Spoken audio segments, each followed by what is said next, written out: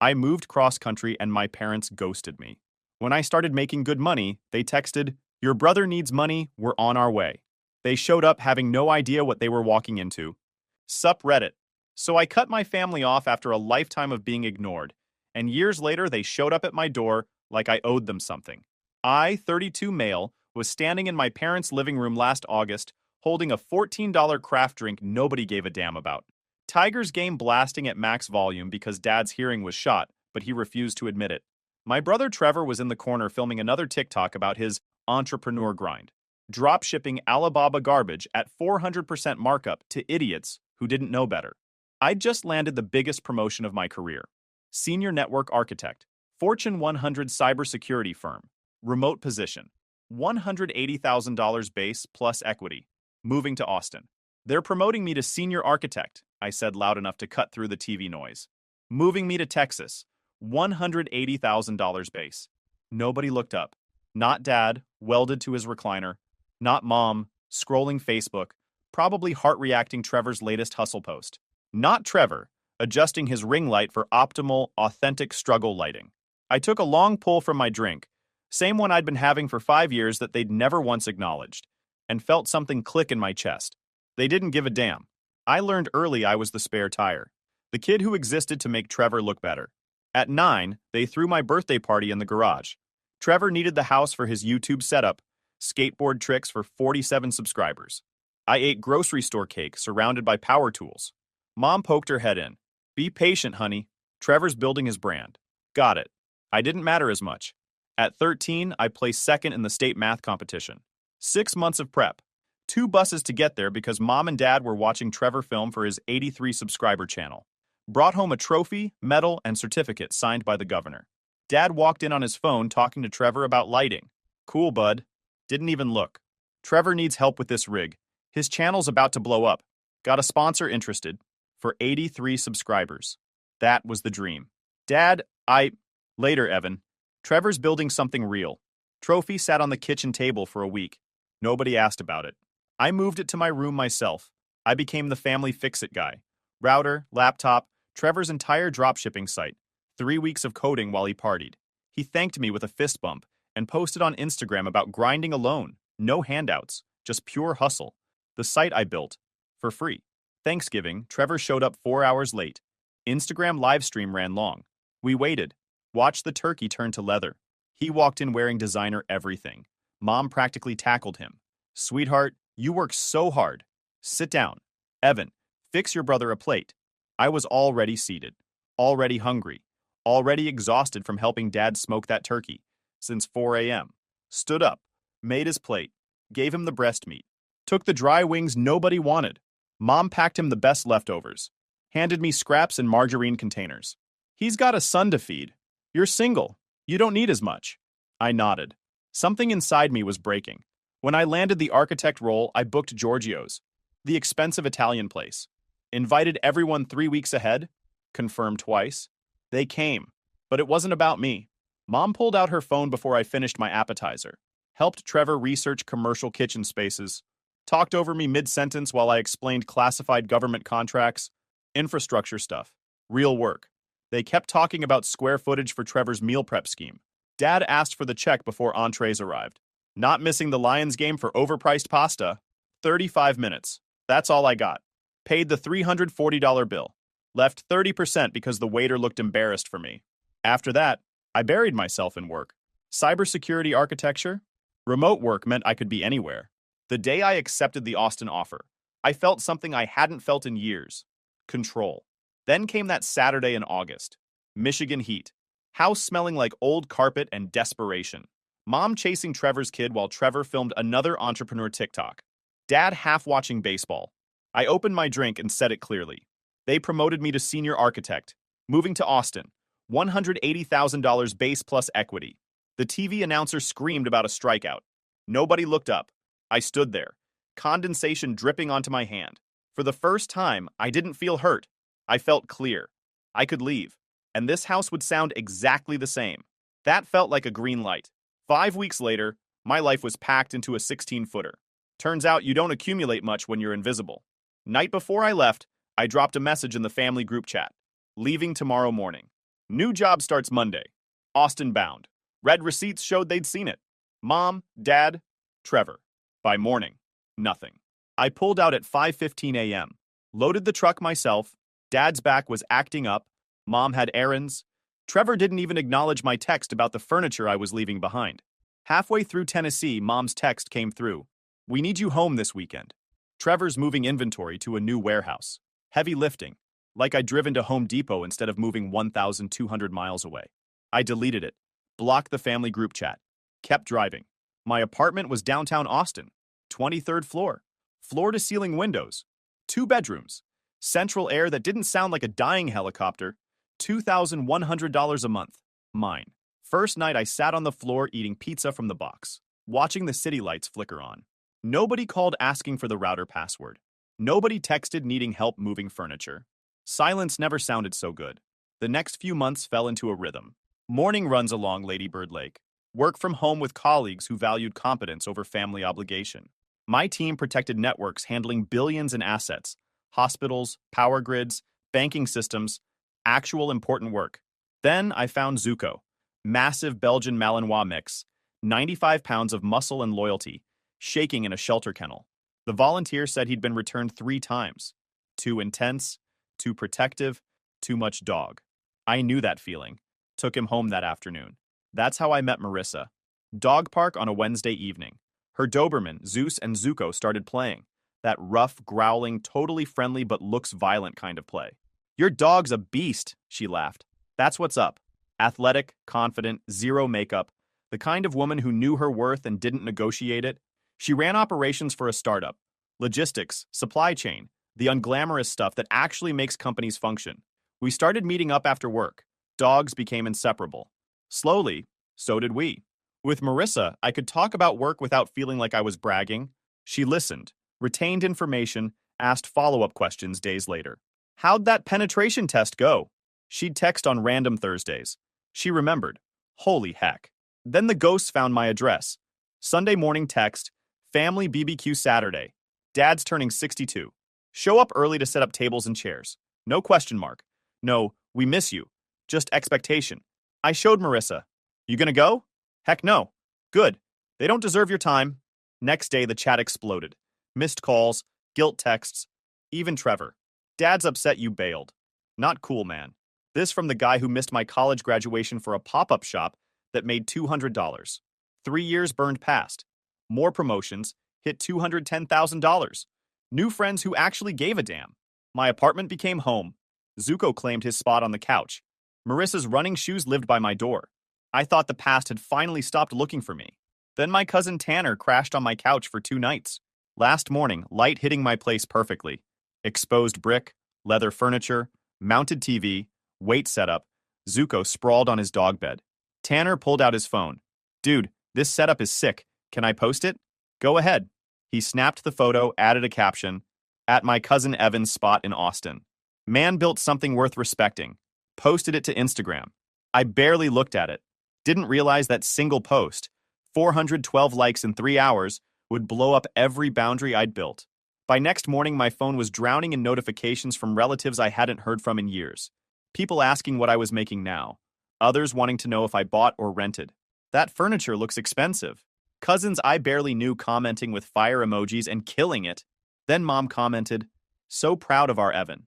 Always knew he'd succeed. We raised him to be independent and driven. Our. That word tasted like gasoline. Where was our during the math competition? The promotion dinner? The move? Our showed up when there was something to photograph. First text came Thursday night, 11:47 p.m.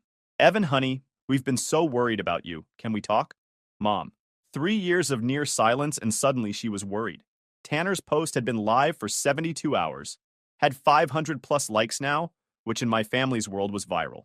Before I could respond, second text. Trevor showed me photos of your apartment. Very impressive. You must be doing extremely well financially. There it was. The real conversation. By morning, 6 missed calls from Mom, 3 from Dad, 2 from Trevor. Dad's voicemail was literally 8 seconds. Call your mother back. Family business. I didn't call back until Saturday afternoon. Let them stew. When Mom answered, her voice had that forced cheerfulness. Oh, sweetheart, finally. We were thinking about visiting. No, I said simply. Silence. She wasn't expecting that. Excuse me? I said no. You're not visiting. I moved 1,200 miles away for a reason. You want to talk? We can do it over the phone. Evan, we're your family. Family that ignored me for 3 years until Tanner posted my apartment online. So no, you're not coming to Austin. We already booked the flights, she said, voice going cold. Saturday morning, all 4 of us. My jaw clenched. Then cancel them. I'm not hosting you. It's non-refundable, she said, like that was my problem. We'll be there at 11. We can talk then. Mom, I'm telling you right now. The line went dead. I stared at my phone, rage building. She'd booked flights without asking. And now she was acting like my refusal didn't matter. Marissa looked up from her laptop. What happened? They booked flights to Austin. I told them not to come. She hung up on me. So don't let them in, she said simply. That's the plan. But I knew my family. They didn't take no for an answer. They'd show up anyway and make a scene until I caved. Not this time. Saturday came. I was ready. Doorbell rang at 11:20 a.m. Late, even when forcing themselves on me. I looked through the peephole. All 4 of them. Mom holding a Starbucks bag like a peace offering. Dad with cheap sodas. Trevor with Hudson looking tired and confused. I opened the door but kept my body in the doorway, blocking entry. I told you not to come, I said flatly. Mom's smile faltered. We flew all this way without my permission. That's not my problem. Evan, we're family, Dad said, trying to push past me. I didn't budge. Family that ignored me for 3 years. You're not coming in. Trevor stepped forward, voice aggressive. Bro, we flew here. Stop being a jerk and let us in. Or what? I asked, voice cold. You'll force your way into my home? Mom's eyes went wide, playing victim. We just want to see you. You want something. And seeing me is the price of admission. I'm not interested. Hudson tugged on Trevor's sleeve, looking scared. The kid didn't deserve this, but I wasn't responsible for his parents' choices. Mom's voice cracked. Please, sweetheart. We came all this way. Just let us in for a few minutes. I looked at them, all of them, standing in my hallway with luggage, with expectations, with the same entitlement they'd always had. Part of me wanted to slam the door, but I knew they wouldn't leave. They'd camp out in the hallway, make a scene, bother my neighbors.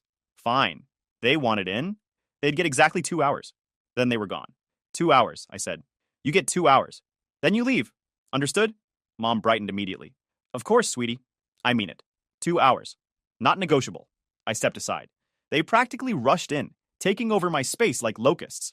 Mom swept past wearing too much perfume, already scanning my apartment like an appraiser, running her fingers over my furniture, checking price tags in her mind. Oh, sweetheart, look at you, she said, but her eyes were calculating square footage and rental costs. This is lovely, very upscale. What's the rent on a place like this? Translation. How much money do you have? Dad followed with cheap sodas, the cheapest stuff possible. I'd been drinking quality drinks for years. He'd never once remembered. Brought drinks for the game, he said, already looking for my TV. Treating my home like his personal sports bar. Trevor came in last, phone out, definitely taking video for his Instagram story. Yo, nice place. What's the square footage? Like 1,400? Downtown Austin, this has to be $2,600 a month minimum. Or did you buy? Because if you bought, don't. I cut him off, voice sharp. You're here for 2 hours. Don't spend it calculating my net worth. His smile faltered. Hudson immediately ran inside without being invited. Started touching everything. Grabbed at my TV remote, jumped on my couch. Zuko retreated to the bedroom, tail low. I checked my watch. Started the timer. We moved to the living room. Dad grabbed my TV remote without asking. Found the Tigers game. Cranked the volume.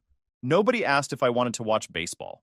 Mom settled onto my couch, my $3,200 leather sectional, and started the interrogation. So what's your salary now? You must be doing quite well to afford all this. Straight to it. No pretense.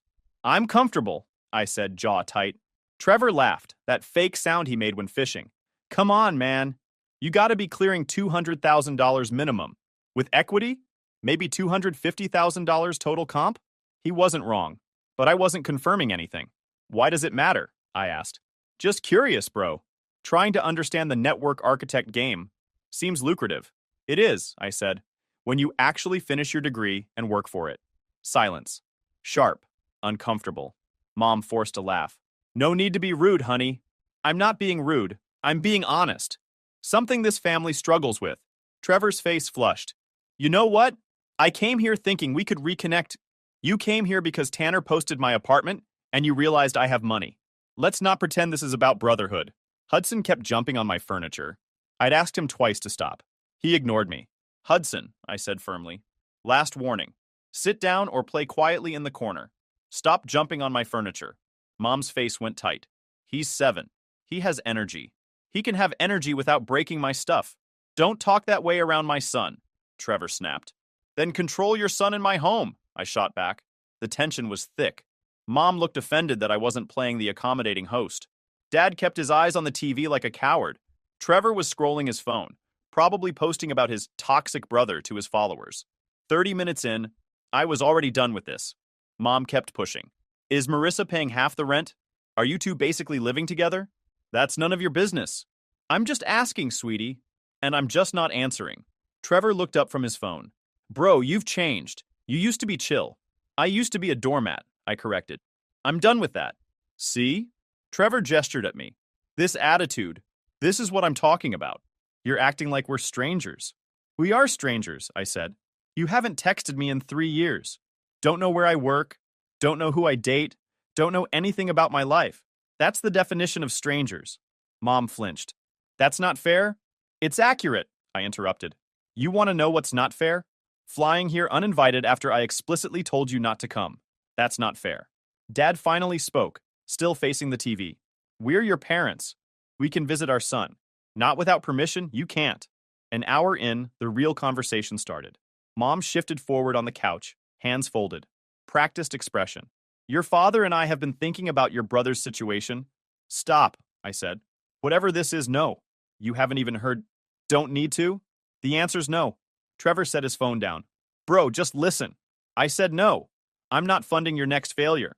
I'm not bailing out mom and dad's terrible decisions. I'm not your emergency fund. Mom's eyes widened. How dare you? How dare I what? Have boundaries? Refuse to enable your golden child? Actually expect to be treated like family instead of a checkbook? We raised you. No, I cut her off, voice cold. You raised Trevor. I raised myself. Big difference. Trevor stood up, angry now. You're really gonna sit there acting like you had it so hard? You got everything. Name one thing, I challenged. One thing they gave me that they didn't give you first. One time they put me first. One sacrifice they made for me. Silence. Complete damning silence. That's what I thought, I said. I checked my watch. Hour and 40 minutes. 20 minutes left. But I was done. Time's up, I said, standing. You need to leave. Evan, we haven't, Mom started. I don't care. You came here uninvited. I gave you 2 hours out of courtesy. Now you're leaving. We flew all this way. Your choice. Your problem. Not mine. I walked to the door, opened it. Out. Trevor grabbed Hudson, face red with rage and humiliation. You're really gonna do this? I really am. Doors open. Use it. Mom stood up, tears starting. That practiced emotional manipulation. After everything we've done for you? Like what? I asked. Specifically, name one thing. One sacrifice. She couldn't. Just stood there, mouth opening and closing. That's what I thought, I said. Leave. Dad finally stood, grabbing his jacket. You've become cruel. No, I said. I became honest. And you can't handle it. Trevor lingered at the door. We came here to ask for your help. I know, I said. That's why you came. That's the only reason you came. And that's exactly why the answer is no. Trevor's in trouble, Mom blurted out. Real trouble. He owes money. Not my problem, I said simply. He's an adult. He made choices. He can face consequences. He could lose everything. Good, I said. Maybe he'll learn something. Trevor's face went pale. You're really gonna let me fail? I'm gonna let you experience reality, I corrected. Something Mom and Dad never did. Consider it a gift. This is messed up. No, I cut him off. What's messed up is showing up uninvited, treating my home like an ATM, and expecting me to fund your delusions. What's messed up is 3 years of silence followed by demands for money. What's messed up is using a 7-year-old as emotional leverage. Hudson was crying now, confused and scared. Trevor, I said, voice dropping, take your son and leave. Don't contact me again unless you're ready to actually apologize. Not the kind where you're sorry I'm upset, the kind where you're sorry for what you did. He grabbed Hudson and walked out. Mom tried one more time. Evan, please. Out, I said. Now. She looked at Dad. He shook his head, already halfway to the elevator. They left. I closed the door, locked it, leaned against it. Zuko came out from the bedroom, tail wagging, clearly relieved. My phone buzzed. Marissa, how'd it go? I typed back, exactly how I planned. Gave them 2 hours. Kicked them out when they asked for money. Her reply, proud of you. Want company tonight? I smiled. Yeah, bring Zeus. Dogs can celebrate too. I looked around my apartment. Mine. Actually mine. No guilt, no obligation, no performance, just boundaries. And I'd never felt better. I thought kicking them out would be the end of it. Thought they'd fly back to Michigan, lick their wounds, maybe learn something. I was wrong. Sunday morning, 9:47 a.m. Doorbell rang again. Through the peephole. All 3 of them. Again. Same desperate expressions. Hudson looking exhausted. I didn't open the door. Evan! Mom's voice muffled through the door. We know you're in there. We need to talk. I stayed silent. Waited. Evan, please. We flew all this way. We're staying in Austin until we work this out. My blood went cold. Staying in Austin? Open the door. Dad's voice. Gruff. Demanding. I pulled out my phone, texted, you need to leave. I told you yesterday. Not interested in whatever you're selling. Mom's phone buzzed. Watched through the peephole as she read it. We're not leaving until you hear us out, she called through the door. Trevor banged on it. Bro, stop being a coward. Open the door. I called building security instead. Yeah, I've got people harassing me in my hallway. They won't leave. Can you send someone up?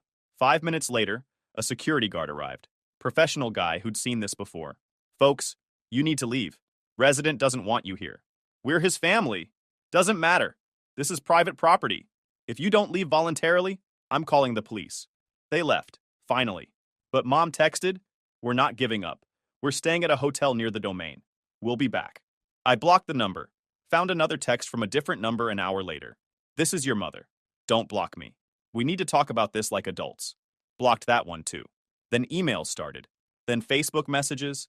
Then LinkedIn attempts. Trevor tried reaching me through Tanner. Through old high school friends on social media. Through my company's main line. Claiming it was a family emergency. HR called me Tuesday afternoon. Evan, we had someone call claiming to be your brother. Said there was a family emergency and he needed to reach you urgently. There's no emergency, I said. He's harassing me for money. If he calls again, don't transfer it. Understood. Just wanted to verify. Day 5. I took Zuko for his evening walk. Same route we always took. Around the block, through the small park, back home. I didn't see them waiting until it was too late. Trevor stepped out from behind a parked van. Dad right behind him. Before I could react, Dad grabbed Zuko's leash and yanked it out of my hands. Trevor shoved me backward. Dad, the man who'd barely raised his voice my entire childhood. Now he was wild-eyed, desperate. Desperation does ugly things to people. What the? Shut up! Trevor's voice was different now. Ugly. Desperate. You want to play games? Fine. We'll play games. Dad was already walking away with my dog. Zuko was pulling back, confused, whimpering. Zuko! I started after them. Trevor blocked me, got right in my face. You're gonna listen now. We need that money. You're gonna give us $75,000 or we're selling this dog tomorrow. There's a guy who buys working dogs. Cash. No questions asked. My hands were shaking. Not from fear, from rage. You wouldn't. Try me. He smiled. Actually smiled. You've got 48 hours. Wire the money or the dog's gone. And don't bother calling the cops. By the time they do anything, Zuko will be in another state with no papers. You'll never see him again. They drove off, my dog's face in the back window, looking at me like I'd abandoned him. I stood there on the sidewalk for a long time. Then I went home and called my lawyer. Explained everything, voice steady, mind already working. They took my dog, threatened to sell him if I don't pay. That's theft and extortion. We need to call the police. I already called 911, gave them the hotel name and Trevor's plate number. But I held off on the full complaint until we confirm they're still there. If I push too hard now, they run and the dog's gone. Smart, what else? How much debt are my parents in? The house, everything. Silence. Then, I can run a search. Public records. Give me a few hours? I waited. The results came back at 11 p.m. Mom and Dad's second mortgage. $85,000 at 9.5% interest. Already 2 months behind. Foreclosure proceedings would start at 90 days. Their house was worth $240,000. Total debt, $195,000. Equity, $45,000. Shrinking daily with fees and penalties. Trevor's business debts. $68,000 across 6 creditors. Personal guarantees on everything. Mom and Dad had put their house up as collateral on $30,000 of his supplier debt. They were 60 days from losing everything, and they'd just made the biggest mistake of their lives. Trevor texted the next morning. Clock's ticking. 36 hours. Don't test me. I didn't respond. Instead, I called my lawyer again. I want to buy my parents' house before the bank takes it. Fair market value, cash offer. That's unexpected. They wanted to play hardball. Fine. I'll show them what hardball looks like. I spent the next 24 hours preparing. Had my lawyer draft the purchase offer. Lined up the cash. Called a real estate agent who specialized in distressed properties. At hour 44, Mom called from a new number. Evan, please. Trevor's serious. He found a buyer. They're coming tomorrow morning. I know, I said. I pulled your foreclosure filing from the county records, by the way. Interesting timing. What? Check your email. I just sent you a purchase offer for the house. $240,000. Cash. Closes in 2 weeks. Dead silence. You're... what? I'm buying your house. The one you're about to lose because you co-signed Trevor's disasters. Fair market value. More than the bank will give you at auction. Evan, that's not... We don't want to sell. You don't have a choice. You're 2 months behind. Bank's going to take it anyway. I'm offering you a way out that doesn't destroy your credit completely. I paused. But here's the thing. That offer expires in 72 hours. And if anything happens to my dog before then, if Trevor sells him, hurts him, or I don't get him back in perfect condition, I pull the offer. Let the bank have everything. Watch you lose the house you lived in for 32 years over your golden child's stupidity. You can't. I can, and I will. You wanted to play games with my dog? Fine. Now I'm playing games with your house. Your move. I hung up. Less than an hour later, my doorbell rang. Opened it to find Dad standing there alone. Zuko on a leash beside him. Zuko was home. That was non-negotiable. Dad looked broken. Couldn't meet my eyes. Just handed me the leash and walked away without saying a word. Zuko jumped on me, tail wagging, licking my face. I held him for a long time. Then I went inside and forwarded the purchase agreement to my lawyer. They'll sign, I said. Make sure it's airtight. Because here's what they didn't understand. I wasn't buying their house to save them. I was buying it so they couldn't keep using it against me. The purchase went through exactly as planned. Mom and Dad tried to negotiate, tried to add conditions, wanted to stay as renters at below market rates, wanted me to forgive the debt, wanted me to be reasonable. I wasn't interested in reasonable. Fair market rent is $1,900, I told my lawyer. That's the number.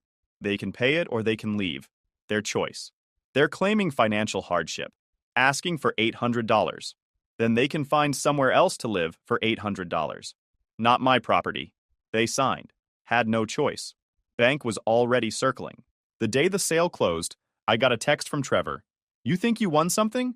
You just bought yourself a landlord headache. Have fun dealing with Mom and Dad as tenants. I smiled at that, because he didn't know the rest of the plan. 2 weeks after closing, I served my parents with a formal notice. Month-to-month tenancy. No lease. Rent due on the 1st. $1,900. Late fee of $100 after the 5th. Eviction proceedings begin after 30 days of non-payment. Mom called crying. You can't do this to us. We're your parents. You took my dog, I said. Threatened to sell him. Used him as a bargaining chip for money. You think I forgot that? That was Trevor's idea. And you went along with it. Dad grabbed the leash. You knew what was happening. You made your choice. Evan, please. We can't afford $1,900. Your father's only working part-time. I'm doing odd jobs. We're barely surviving. Should have thought about that before you bet everything on Trevor. We're your parents. You're my tenants, I said. Big difference. And if you can't pay, you've got 30 days to figure something out. The first month they paid. Scraped it together somehow. Second month they were late. I filed the late fee. Third month they couldn't make it. Trevor had moved in with them. All 4 of them in that house now, including Hudson. Mom begged for an extension. I gave them 10 days. Then I started eviction proceedings. My lawyer handled everything. Clean. Professional. By the book. Meanwhile, Trevor's creditors closed in. Without the house as collateral anymore. It was mine now. They had nothing to secure the debt against. Judgments piled up. Wage garnishment hit whatever he was making at his warehouse job. His BMW got repossessed from my parents' driveway at 6 a.m. on a Tuesday. I watched the repo truck drive away from the property management app on my phone. There's a camera on the front porch now. The eviction notice got served on day 45. Mom showed up at my building that night. Security called me. There's a woman in the lobby. Says she's your mother. She's crying, sir. Tell her I'm not available. She says she'll wait, then call the police after an hour if she won't leave. I watched the security feed from my laptop. Watched her sit in that lobby for 3 hours, dabbing her eyes, looking at her phone, hoping I'd come down. I didn't. Eventually she left. Sent me an email that night. Evan, we made mistakes. Terrible mistakes. We should never have let Trevor take your dog. Should never have threatened you. Should never have put him before you all those years. But please, don't take our home. Don't put us on the street. Your father's health is failing. Hudson needs stability. We're begging you. We're begging you, please. Mom, I read it twice. Then I forwarded it to my lawyer with one word. Proceed. The eviction finalized 2 weeks later. Sheriff's Department gave them 72 hours to vacate. I didn't go watch. Didn't need to. Property management sent me photos after. Empty rooms. Some damage to the walls. They'd left trash behind. Took the refrigerator even though it came with the house. I had it fixed up. New paint, new appliances, professional cleaning. Listed it for rent at $2,100 a month. Had a tenant within a week. Passive income, $2,100 rent minus $280 property taxes, $150 insurance, $200 management fee. Over $1,400 a month in my pocket, free and clear. Trevor ended up in a motel, then a shelter when the money ran out. Mom and Dad moved into a one-bedroom apartment on the bad side of town. Rent, $750. All 4 of them sharing that space. His Instagram went dark. No more posts about the entrepreneurial grind. No more motivational quotes. No more rented sports cars and designer clothes. Just silence. I should have felt bad. I didn't. Because I'd spent 32 years watching them sacrifice everything for Trevor's dreams, while ignoring mine. Watching them threaten to sell my dog like he was nothing. Like everything I loved was theirs to leverage. Watching them finally face consequences? That felt like justice. 8 months later, March in Austin, I was out with Marissa at a UT basketball game when my phone buzzed. Unknown number. This is Trevor. Can we talk? Please. I'm begging. I showed Marissa. She raised an eyebrow. Begging now? Apparently. You gonna meet him? I thought about it. Part of me wanted to ignore it completely. But another part, the part that remembered my dog's face in that car window, wanted to see what rock bottom looked like on him. Yeah, I said. I want to see this. We met at a coffee shop downtown. Neutral ground. Public. He looked destroyed. Gaunt. Clothes that didn't fit right. Shoes falling apart. Hands shaking when he sat down. I'm not here for money, he started. Good, because you're not getting any. I know I'm not. He couldn't look at me. I needed you to see what I've become. What we've all become. I sipped my coffee. Said nothing. Hudson's living with his mom full time now. I lost custody because I couldn't provide stable housing. I see him twice a month. Supervised visits at a facility that smells like bleach. His voice cracked. He asked me why Grandma and Grandpa live in such a small apartment. I didn't know what to say. I still said nothing. Dad had a heart attack last month. Minor one. But they can't afford the follow-up care. Mom's working 2 jobs at 63 years old. They eat ramen for dinner most nights. He finally looked up at me. Eyes red. Face wet. And I did this. I did all of this. Yes, I said. You did. The dog thing. He shook his head. That was the worst moment of my life. Not when they arrested me. Not when I lost everything.